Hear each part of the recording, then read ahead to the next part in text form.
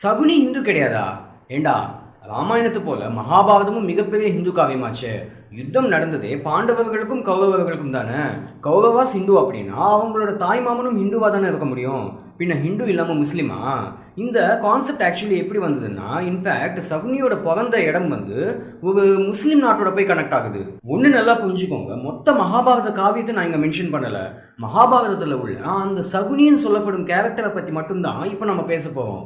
சகுனியோட கதை இன்னைக்கு ப்ரெசென்ட்ல உள்ள ஒரு முஸ்லீம் நாட்டோட போய் கனெக்ட் ஆகுது அப்படின்னா, சகுனியோட அக்கா காந்தாரி அவங்க தான் கௌரவாஸோட அம்மா. இதெல்லாம் கேட்கும்போது எங்கடா போய் முடியுது இது அப்படின்னு தானே தோணுது. ஸோ இந்த வீடியோவில் சகுனி பற்றி வெளிவராத சில மறைக்கப்பட்ட உண்மைகளை பார்க்கலாம்.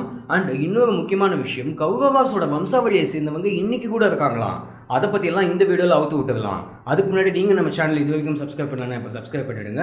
அப்படியே பக்கத்தில் உள்ள பெல் ஐக்கனை கிளிக் பண்ணி ஆல்னு கிளிக் பண்ணிடுங்க. அப்போ தான் அடுத்தடுத்து போடக்கூடிய வீடியோஸை நீங்கள் இமீடியட்டாக பார்க்கலாம். அகெயின் ஒரு விஷயத்தை நான் தெளிவாக சொல்லிடுறேன், சகுனின்ற தனிப்பட்ட கேரக்டர் பற்றி தான் இப்போ நம்ம பார்க்க போகிறோம். மகாபாரதம் கிடையாது.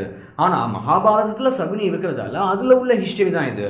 பட் ஹூ இஸ் சகுனி என்ற கேள்விக்கான ஆன்சர் தான் இந்த வீடியோ. நம்ம நாட்டோட ரெண்டு மிகப்பெரிய காவியங்கள் ராமாயணம் அண்ட் மகாபாரதம். மகாபாரதம் யுத்தம் நடந்ததுக்கு சகுனியோட பழிவாங்கும் எண்ணம் தான் மிக முக்கியமான காரணம். நமக்கு என்ன வந்ததுன்னு சகுனி நினைச்சிருந்தா இன்னைக்கு நமக்கு மகாபாரதமே கிடையாது. துரியோதனோட மனசுக்குள்ள பாண்டவர்கள் மேல வன்மத்தையும் கோபத்தையும் கொஞ்சம் கொஞ்சமா வளர்த்து விட்டது சகுனி மாமா தான். சகுனியோட தந்திரத்தால தான் திரௌபதியை அத்தனை பேர் முன்னாடியும் புடவையை இழுத்து மானபங்கம் பண்ணாங்க. சகுனியால தான் பாண்டவர்கள் வனவாசத்துக்கு போனாங்க. சோ எல்லாத்தையுமே செஞ்சது சகுனி தான். சகுனிக்கு அப்படி என்ன வன்மம், பாண்டவர்கள் மேல அப்படி என்ன கோபம்? கிளியரா சொல்லணும்னா சகுனிக்கு பாண்டவர்கள் மேல எந்த கோபமும் கிடையாது. இன்னும் சொல்ல போனா சகுனிக்கு பாண்டவர்கள்லாம் ரொம்பவே பிடிக்கும். சகுனியோட மொத்த கோபமும் கௌரவ குலத்து மேலதான். சிங்கிள் ஆளா இருந்துகிட்டு 100 பேரை அழிக்கணும்ன்றது முடியாத காரியம். ஆனா பாண்டவர்கள் 5 பேரால கௌரவாசை அழிக்க முடியும்னு சகுனிக்கு ரொம்ப நல்லாவே தெரியும். அதனால பாண்டவாசை யூஸ் பண்ணிக்கிட்டா கௌரவாசை தட்டி தூக்கிடலாம்னு சகுனிக்கு நல்லாவே தெரியும். சோ சகுனியோட வன்மத்தால தான் மகாபாரத யுத்தமே நடந்தது. இத்திஹாசத்துல துரியோதனனை கெட்டவனா டிஸ்கிரைப் பண்ணிருக்காங்க. பட் ரியல் லைஃப்ல துரியோதன் நல்லவன் தான். பாண்டவாஸ் மேல உள்ள வன்மத்தை தவிர்த்து துரியோதனன் கிட்ட வேற எந்த கெட்ட விஷயமும் கிடையாது. இன்னைக்கு அண்ணன் தம்பிங்க சொத்து விஷயத்துல கேஸ் போட்டுக்கிறது இல்லையா, அதைத்தான் துரியோதனன் அந்த காலத்துல பண்ணிருக்கான். அந்த காலத்துல கோர்ட்டு கேஸ் எல்லாம் கிடையாது, யுத்தம் தான் தீர்வு. சோ அதை நோக்கி அந்த கதையெல்லாம் போச்சு. சின்ன எக்ஸாம்பிள் ஒன்று சொல்லுவேன், பாண்டவாஸ்க்கு பாஞ்சாலி இல்லாம தனித்தனி மனைவிங்க இருக்காங்க.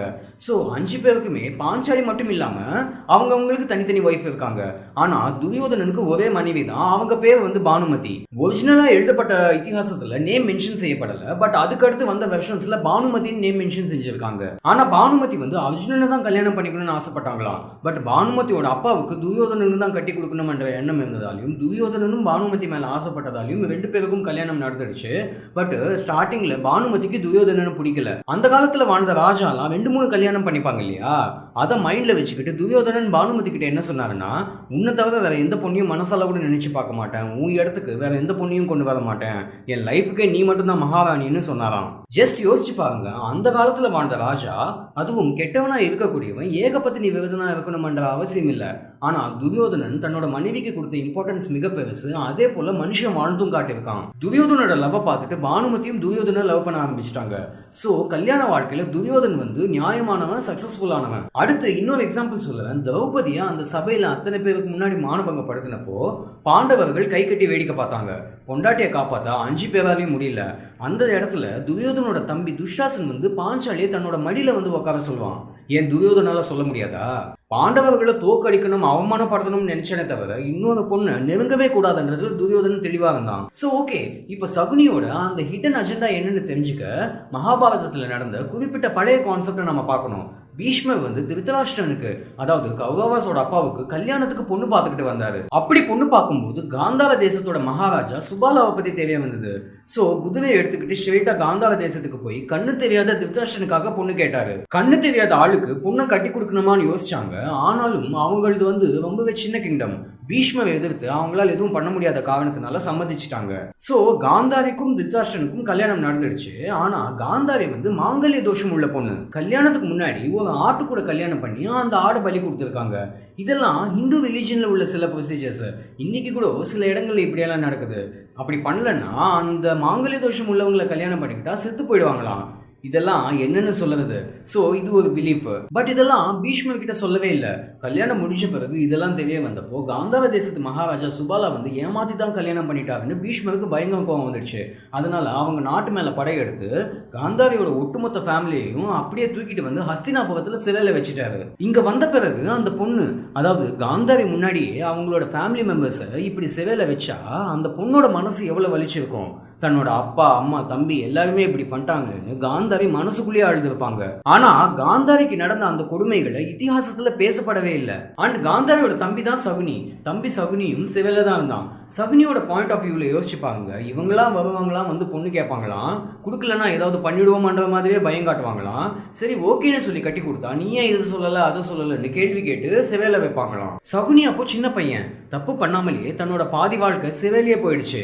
அவங்களுக்கு கைப்பிடி அளவுக்கு தான் சாப்பாடு கூட கொடுப்பாங்களாம். சோ மொத்த ஃபேமிலியும் பட்னி கடந்து சின்ன பையனான சகுனியை சாப்பிட வச்சாங்க. எதுக்காக? அவங்களோட மொத்த குலத்தையும் அழிக்க சகுனியை உயிர் வாழ வச்சாங்க. கொஞ்சம் கொஞ்சமா அவங்களோட ஃபேமிலி ஆட்கள் சிறையில செத்து போய்கிட்டே வந்தாங்க. ஃபைனலா இருந்தது சகுனியோட அப்பா சுபாலாவும் சகுனியும் தான். சுபாலா வந்து சகுனியை கூப்பிட்டு, நான் செத்த பிறகு என்னோட எலும்பை எடுத்து அதுல தாயப்பாச பண்ணிக்கோ, நீ நினைச்ச நம்பர் அதுல கிடைக்கும், சூதாட்டத்தை வச்சு இவங்களோட குலத்தை அழிச்சிடு, இதை நீ தான் சக்சஸ்ஃபுல்லா பண்ணணும்னு சொல்லிட்டு சுபாலாவும் இறந்து போயிடுவாரு. இதிகாசத்துல சகுனிக்கு நடந்த கொடுமைகள் பத்தி பேசப்படவே இல்லை. தன்னோட குடும்பத்தை சேர்ந்தவங்க யாரும் உயிரோட இல்ல, இருக்கிற ஒரு அக்காவும் கண்ணு தெரியாத ஆளுக்கு மனைவியா இருக்காங்க. இதெல்லாம் தான் சகுனியோட வன்மத்துக்கு அடிப்படையா இருந்த விஷயங்கள். காந்தாரிக்கும் திருதராஷ்டிரனுக்கும் நல்ல அண்டர்ஸ்டாண்டிங் இருந்தது. அதனால காந்தாரி சொல்லி திருதராஷ்டிரன் வந்து சகுனியை ரிலீஸ் பண்ணி கூடவே இருக்க சொல்லிட்டாங்க. அதுக்கப்புறம் தான் சகுனியோட ஆட்டமே ஆரம்பிச்சது. பாண்டவாச சூதாட்டத்துக்கு வர வச்சான், விளையாடி தோக்க வச்சான், பாஞ்சாலியை பணையமா வச்சு இழக்க வச்சான். சபையில பாஞ்சாலியும் பாண்டவர்களையும் எக்ஸ்ட்ரீம் லெவலுக்கு அவமானப்படுத்தினான். எதுக்கு? திருப்பி கொடுக்கணும் இல்ல. அண்ட் இதுல சின்ன ஃபேக்ட் என்னன்னா, ஒருவேளை பாண்டவாஸ் ஜெயிக்காம கௌரவாஸ் ஜெயிச்சிருந்தாங்கன்னா இன்னைக்கு நம்ம சகுனியோட கதையை தான் பேசிக்கிட்டு இருந்திருப்போம். பாண்டவாஸ் ஜெயிச்சதால தான் கிருஷ்ணா ஃபேமஸ் ஆயிட்டாரு. இந்த கதையில கர்ணன் வந்து ஒரு சூழ்நிலை கைதியா வந்து மாட்டிக்கிட்டாரு. கெட்டவங்க பக்கம் தானே கர்ணன் நின்னா, அப்போ நேர்மையா சாகடிச்சிருக்கலாமே, எதுக்கு ஏமாத்தி சாகடிக்கணும்? ஏன்னா கர்ணன் அவ்வளவு நல்லவன். சாவு கூட கர்ணன் கிட்ட வர பயப்பட்டது. கர்ணனாவே நினைச்சதாலதான் தன்னோட புண்ணியத்தெல்லாம் தானமா கொடுத்துட்டு அந்த யுத்த காலத்துல இறந்து போயிடுவாரு. அர்ஜுனனுக்கும் துரியோதனனுக்கும் உள்ள அந்த கேரக்டர் பத்தி டிஃபரன்ஷியேட் பண்ணி பார்த்தா, அர்ஜுனன் வந்து சபையில பொண்டாட்டி அவமானப்படுத்தினாலும் பார்த்துக்கிட்டு சும்மா தான் இருந்தான். அண்ட் பீஷ்மர் தன்னோட தாத்தா தான் தெரிஞ்சு யுத்த காலத்துல பிதாமகர் மேல பானத்தை விட்டான். அதே போல ஒரு சபையில கர்ணன் எல்லாராலையும் அவமானப்படுத்தப்பட்டப்போ அவன் எந்த ஜாதின்னு கூட பார்க்காம தன்னோட முழு சப்போர்ட்டை கொடுத்து கர்ணனை அரசன் ஆக்குனது துரியோதனன் மட்டும்தான். இதெல்லாம் கூட ஓகே. பாண்டவர்கள் வனவாசம் போனப்போ அவங்கள கண்ணால பாத்துணும்ன்றதுக்காக தேடிக்கிட்டே கேரளாவோட சவுத் சைட்ல துரியோதனன் போயிருக்கான். அந்த டைம்ல பயங்கர தாகம் எடுத்து ஒரு அம்மா கிட்ட தண்ணி கேட்டிருக்கான். அவங்க வந்து இவரை பார்க்க ஏதோ நாட்டுக்கு ராஜா போல இருக்காருன்னு சொல்லிட்டு தண்ணிக்கு பதிலா இளநீரை கொண்டு வந்து கொடுத்துருக்காங்க. அந்த அம்மா வந்து அந்த டைம்ல ஒதுக்கப்பட்ட குறவ ஜாதியை சேர்ந்த பெண். பட் அதெல்லாம் கொஞ்சம் கூட கேர் பண்ணாம அந்த அம்மா கையால இளநீர் வாங்கி குடிச்சிருக்கான் துரியோதனன். அவங்களோட அந்த நல்ல குணத்தை பார்த்துட்டு அந்த இடத்தை சேர்ந்த மக்களுக்கு அங்கேயே உட்காந்து தியானம் செஞ்சது மட்டும் இல்லாம இப்படி ஒதுக்கப்பட்டவங்களுக்காக ஏதாவது செய்யணும்னு அங்க உள்ள தன்னோட விவசாய நிலங்களை அங்க உள்ள மக்களுக்கு ஃப்ரீயா கொடுத்துட்டாங்க. இதெல்லாம் எந்த அளவுக்கு உண்மைன்னு நம்ம நினைக்கலாம். ஆனா இன்னைக்கு கூட கேரளாவோட கொல்லம் டிஸ்ட்ரிக்ட்ல பொருவழின்னு சொல்லப்படும் கிராமத்துல துரியோதனனால கொடுக்கப்பட்ட அந்த நிலங்களுக்கு ப்ராப்பர்ட்டி டாக்ஸ் வந்து துரியோதனனோட பேர்ல தான் போய்கிட்டு இருக்கான். அண்ட் அதே இடத்துல மலநடான்னு சொல்லப்படும் கோவில் ஒண்ணு இருக்கு. அது வந்து துரியோதனனுக்காகவே கட்டப்பட்ட கோவில். சோ இந்த காஸ்ட் சிஸ்டம் துரியோதனன் போன யுகத்திலே அவாய்ட் பண்ணிருக்கான். எதுக்கு சொல்ல வந்தேன்னா, துரியோதனனை இதிகாசத்துல கெட்டவனாவே அதிகமா காட்டியிருக்காங்க. நல்ல குணங்களை பத்தி எங்கேயுமே அதிகமா பேசப்படவே இல்லை. அதே இதிகாசத்துல இன்னொரு விஷயம் ஒன்று மென்ஷன் செய்யப்படுது. என்னன்னா, பாண்டவர்கள்ல தர்மராஜாவை தவிர மற்ற 4 பேரும் நரகத்துக்கு போனாங்களாம். அண்ட் கௌரவாச எஸ்பெஷலி துரியோதனன் வந்து சொர்க்கத்துக்கு போனானா. கெட்டவன்னு சொல்லுவாங்க, அப்பவே சொர்க்கத்துக்கு போனான். இவங்களை நல்லவங்கன்னு சொல்லுவாங்க, அப்பவே நரகத்துக்கு போனாங்க. சோ இதுல இருக்கும் முழுக்கூத்து இதுதான். அண்ட் இவங்க சொர்க்கத்துக்கு போனாங்க, இவங்க நரகத்துக்கு போனாங்கன்றதெல்லாம் யாரு போய் பார்த்துட்டு வந்தாங்கன்றதெல்லாம் நமக்கு தெரியாது. இப்போ சகுனி எதுக்கு ஹிந்துவா இல்லையான்ற கான்செப்ட் வந்ததுன்னா, சகுனியோட அப்பா சுபாலா வந்து காந்தார தேசத்தோட கிங்கு. அண்ட் சகுனியோட அக்காவோட பேர் வந்து காந்தாரி. அந்த டைம்ல காந்தார தேசம் எங்க இருந்தது அப்படின்னு பாத்தீங்கன்னா, இப்போ பிரசன்ட்ல உள்ள ஆப்கானிஸ்தான் தான் அந்த டைம்ல காந்தார தேசமா இருந்ததுதான். அதுக்கேற்ற மாதிரி ஆப்கானிஸ்தான்ல கந்தஹார்னு சொல்லப்படும் இடம் இன்னைக்கு கூட இருக்கு. அப்போ அந்த ஆங்கிள் பார்க்கும்போது சகுனி என்ன முஸ்லிமா? அது ஆக்சுவலி அப்படி கிடையாது. அந்த காலத்துல, அதாவது காலம் கிடையாது, அந்த யுகத்துல காந்தாவ தேசத்துல சிவ வழிபாடு தான் இருந்தது. பட் பிதாமக அந்த கிங்டமையே அப்படியே சிவ பிடிச்சிட்டதால அந்த இடத்த ஆட்சி நடத்த யாரும் இல்ல. ஸோ கொஞ்சம் கொஞ்சமா அங்க புத்திசம் ஸ்ப்ரெட் ஆக ஸ்டார்ட் ஆயிடுச்சு அண்ட் சிவ வழிபாடுகள் கம்மியாயிடுச்சு. அப்படியே காலங்கள் போகும்போது அந்த இடத்துல சிவ வழிபாடு சுத்தமா இல்லாம போச்சு. அதுக்கடுத்து சில காலங்கள் மௌரிய மன்னர்கள் அந்த இடத்த ஆட்சி பண்ணாங்க. அதுக்கடுத்து 11th செஞ்சுரியில முகலாய மன்னர்கள் அந்த இடத்த இன்வைட் பண்ணிட்டாங்க. இப்படிதான் காந்தாவ தேசம் வந்து ஆப்கானிஸ்தான் ஆயிடுச்சு. ஸோ சகுனி வந்து முஸ்லீம் கிடையாது, ஹிந்து தான். ஹிந்து வழிபாடுகள் பண்ணிக்கிட்டு வந்தவங்க தான். பட் அவங்க பிறந்து இருந்த இடம் வந்து கலியுகத்துல ஆப்கானிஸ்தான் ஆயிடுச்சு. அண்டு நான் வீடியோட ஸ்டார்டிங்ல கௌரவாஸோட வம்சாவளியை சேர்ந்தவங்க இன்னைக்கு கூட இருக்காங்க அப்படின்னு சொன்னேன். ரெக்கார்ட்ஸ் படி மகாபாரத யுத்தம் முடிஞ்சதும் பாண்டவர்கள் வந்து ஆட்சிக்கு வந்துட்டாங்க. அண்டு கௌரவ குலத்தை சேர்ந்தவங்க அவங்க பசங்க பேரம் பேத்திங்கெல்லாம் ஹஸ்தினாபுரத்தை விட்டுட்டு அவங்களோட பாட்டி காந்தாவையோட தேசமான காந்தாவ தேசத்துக்கு போய் செட்டில் ஆயிட்டாங்களாம். பட் காலங்கள் கொஞ்சம் கொஞ்சமா மாறும்போது அவங்களோட குடும்பத்தை சேர்ந்தவங்க ஈராக்குக்கும் சவுதி அரேபியாவுக்கும் மைக்ரேட் ஆயிட்டு போயிட்டாங்களாம். ஸோ கௌரவாஸோட வம்சாவளியை சேர்ந்தவங்க இன்னைக்குள்ள ஈராக் அண்ட் சவுதி அரேபியால பலாயிரம் ஆண்டுகளுக்கு முன்னாடியே போய் செட்டில் ஆயிட்டாங்களாம். ஸோ அதன்படி கௌரவாஸோட வம்சாவளியை சேர்ந்தவங்க எங்க இருக்காங்கன்றது இப்போ உங்களுக்கு தெரிஞ்சிருக்கும். அண்ட் அது மட்டும் இல்லாம இந்தியாவில் கூட நிறைய இடத்துல கௌரவாஸ் வம்சாவளியில வந்தவங்க வாழ்ந்துகிட்டு இருக்கிறதாகவும் சொல்லப்படுது. சில கதைப்படி அவங்களோட குலம் அழிஞ்சிடுச்சு அப்படி இப்படின்னு என்னென்னமோ சொல்லுவாங்க. பட் அதெல்லாம் கண்டிப்பா உண்மையா இருக்காது. தே ஸ்டில் எக்ஸிஸ்ட் தான் எனக்கு தோணுது. ஸோ இதெல்லாம் தான் சகுனி ஹிந்துவா இல்லையான்ற கேள்விக்கான பதில். அண்ட் கௌரவாஸோட ஜெனரேஷன் இப்போ எங்க இருக்காங்கன்றதுக்கான டீடைல்ஸை கண்டிப்பா உங்களுக்கு இன்ஃபர்மேட்டிவா இருக்கும்னு தோணுது. அண்ட் இந்த விஷயங்கள் மேலே இன்ட்ரெஸ்டடா உள்ள ஃப்ரெண்ட்ஸ்க்கு இந்த வீடியோவை ஷேர் பண்ணுங்க.